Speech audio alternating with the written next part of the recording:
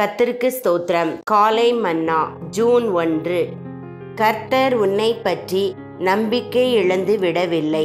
நீங்கள் அவருடைய சீஷரிடத்திற்கும் பேதுருவினிடத்திற்கும் போய் உங்களுக்கு முன்னே கலிலேயாவுக்கு போகிறார், அங்கே அவரை காண்பீர்கள் என்று அவர்களுக்கு சொல்லுங்கள். மார்க்கு 16:7. கர்த்தராகிய இயேசு உயிர்த்தெழுந்த அன்று காலையில் கல்லறை தோட்டத்தில் குழுமிய ஸ்திரீகளிடம் தேவதூதன் கூறிய வார்த்தைகளே இவை. நம் கர்த்தர் தம்முடைய சீஷர்களை சந்திக்கும்படியாக கலிலேயாவுக்கு சென்று கொண்டிருந்தார். நீங்கள் அவருடைய சீஷரிடத்திற்கு போய் உங்களுக்கு முன்னே அவர் கலிலேயாவுக்கு போகிறார் என்று சொல்லுங்கள் என்று மட்டும் அத்தூதன் கூறியிருந்தால் போதாதா? பேதுரு 12 ஒருவராயிருந்தபடியினால் அவருடைய சீஷர்கள் என்பதில் அவரும் நிச்சயமாகவே உட்படுகிறார் என்றோ? அவ்வாறிருக்க பேதுருவின் பெயர் பிரத்தியோகமாக குறிப்பிடப்பட்டது ஏன்? பேதுரு தான் இழைத்திருந்த பயங்கரமான தவறுகளின் நிமித்தமும் கர்த்தர் சிலுவையில் அறையப்பட்ட அன்று அவரை தான் மறுதலித்த விதத்தினின்றும் அவர் தன்னை கைவிட்டு விட்டாரோ என்று அவருடைய சீஷர்கள் என்பதில் தன்னை இனி அவர் உட்படுத்த மாட்டார் என்றும் சிந்தித்திருக்க சாத்தியம் உண்டு.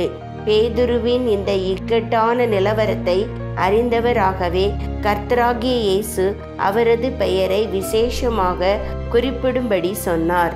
நீயும் பேதுருவை போல் கர்த்தரை மிக ஆழமாக துக்கப்படுத்தி இருப்பதால் அவர் உன்னை கைவிட்டு விட்டார் என எண்ணுகிறாயோ?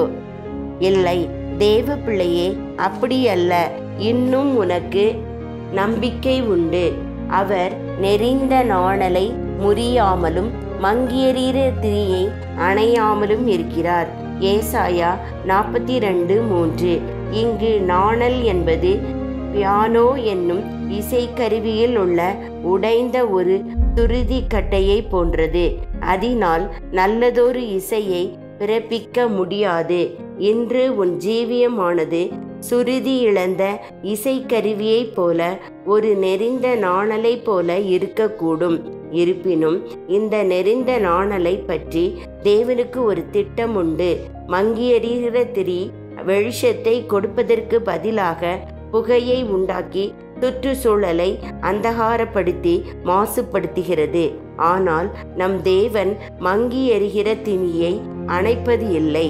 அவர் உன்னை பற்றி நம்பிக்கை இழந்து விடவில்லை. இந்த வேத பகுதி உனக்கே உரியது. நீங்கள் அவருடைய சீஷரிடத்திற்கும் பேதுருவிடத்திற்கும் போய் அவர் உங்களுக்கு முன்னே போயிருக்கிறார் என்று சொல்லுங்கள். உன்னிடத்தில் சொல்வதற்கு தேவனுக்கு ஏதோ ஒன்று உண்டு. மறுபடியுமாக அவர் உன்னை தம்மிடத்தில் எடுத்துக்கொள்ள விரும்புகிறார். அவர் தம் மகிமையுள்ள வல்லமையினால் உன்னை நிறைத்து உன்னை மாற்ற விரும்புகிறார். உனக்காக ஒரு மகிமையான ஊழியத்தை அவர் வைத்திருக்கிறார். ஆமேன்.